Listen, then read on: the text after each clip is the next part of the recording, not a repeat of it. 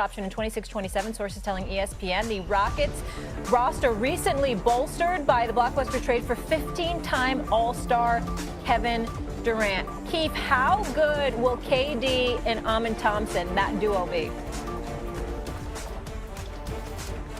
It would be pretty good. You know, obviously, you know what you're going to get from KD. I mean, you can mark down 27 points per game, 6 rebounds, 5 assists.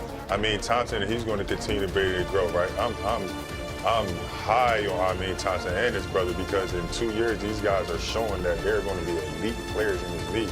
So I'm super high on them, but I would think the duo would be more of a Sengun KD, right? Sengun had his coming out party last year. He was an all-star last year, played a big role in them being a number 2 seed. So if you're looking at me, I'm saying that the KD and the Sengun duo is a top 10 duo and is going to make them better. McMahon? Yeah, I think Amen Thompson is their best young player. He's not their best young offensive player, but we're talking about a dominant defense player, one of the top wing defenders in the league, just a force in transition. I do think he's their second best player on this team. I think it's a top 10 type of duo, but this is about KD and the Rockets' depth, not necessarily about a duo. Fontos? Well, look, yeah, I was going to say, to me, this is less about the Rockets duo than the Rockets team. And to me, the Rockets team is the second best team in the West and a team that can go toe-to-toe with Oklahoma City last year. What was the biggest question in Houston last year? Why did they lose to Golden State? Their offense wasn't good enough. They just replaced Jalen Green with Kevin Durant. And yes, Kevin Durant's 37. He still averaged 27 last year, as Markeith said, on 50% shooting from the field, 40% shooting from three, and 85% shooting from the free throw line. He is still an elite offensive player, an elite offensive scorer, and you put him on a team with all these young defenders around him, he can just slot in and score. It's the one team I thought of all the teams that were discussed that was a perfect fit for Durant to go to. I thought it was the one place where he could go and really have a chance to win big. And personally, I am rooting for a Rockets-Thunder conference finals next year and KD going back to Oklahoma City. That would be pretty awesome theater. Certainly would. All right, Houston toe-to-toe with OKC. We're coming back to that sentiment in just a bit. But, Shams, I want to come to you on this. How excited was KD about playing with this team and this roster? Excited. The goal right now for Kevin Durant and the Rockets is for him to retire in Houston. They're going to eventually this offseason discuss a contract extension, figure out where that lands.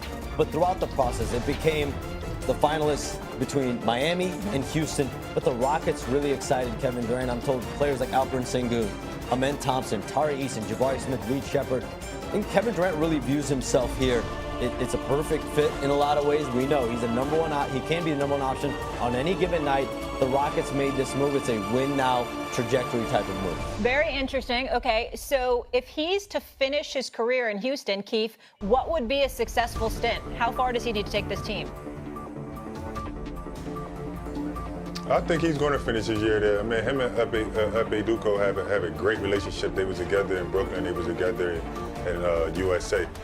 Winning the championship. I mean, disappointment will be a first-round exit. You know, I mean, obviously you can't say they're going to win, but just competing for a championship, getting the Western Conference Finals, getting to the finals. I think that's the ceiling for this team. McMahon?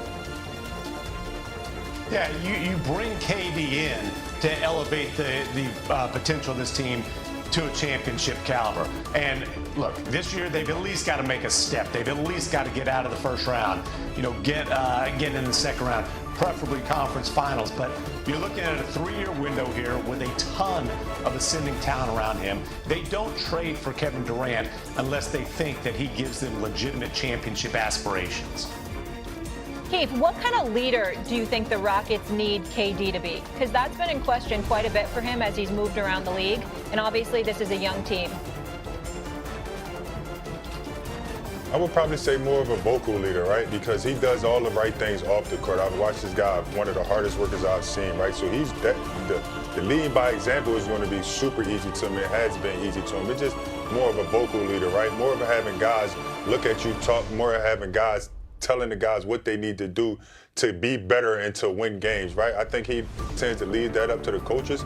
I think now is a perfect time to be able to step in as a vocal leader and show that you're a leader of this team. That's part of why I love this fit for Kevin Durant and the Rockets is they don't need him to do that. They've got Ime Udoka, who certainly has no problem going at his players and getting them to do what he wants them to do. And they've got Fred VanVleet, who he just worked with the team on a really favorable contract going forward for the next couple of years. Shams reported that earlier this week, signed a 1+1 deal with the Rockets to stay there. He is a guy who is a tremendous leader, helped win a title with the Raptors. Those are the guys that are leading the Rockets going forward. Kevin Durant has just got to walk in and hoop and score buckets, and he does that as well as anybody. The fit is perfect all around for him, and I really like how it sets up. Keith, why not? I don't like how that sounds because players are the most important thing leading the team, right? Yeah, you can have a coach say but so much, but when it comes to a player that's in the locker room, yeah, VanVleet is a good leader. He's been on good teams, but it has to come from Durant, right? It has to be that guy because he's the best player on this team with a bunch of young players. Yeah, the coach can only say but so much to these guys, but he's not in the locker room with these guys, and that's the thing that where I say vocal, where it needs to be in the locker room, leading that way. McMahon? Listen, Kevin Durant's Twitter bio says, I do me and I chill. That's all the Rockets need from him. They do not need rah-rah speeches from Kevin Durant. This is not a team that needs to change its culture. It has done a massive, successful cultural transformation over these last few years, starting with the hiring of Ime Udoka, the signing of Fred VanVleet. By the way, Steven Adams, another vet there who's won a lot, whose voice resonates when he wants to use it. This is not a team that has a leadership void. This is a team that has a phenomenal culture. They're tough.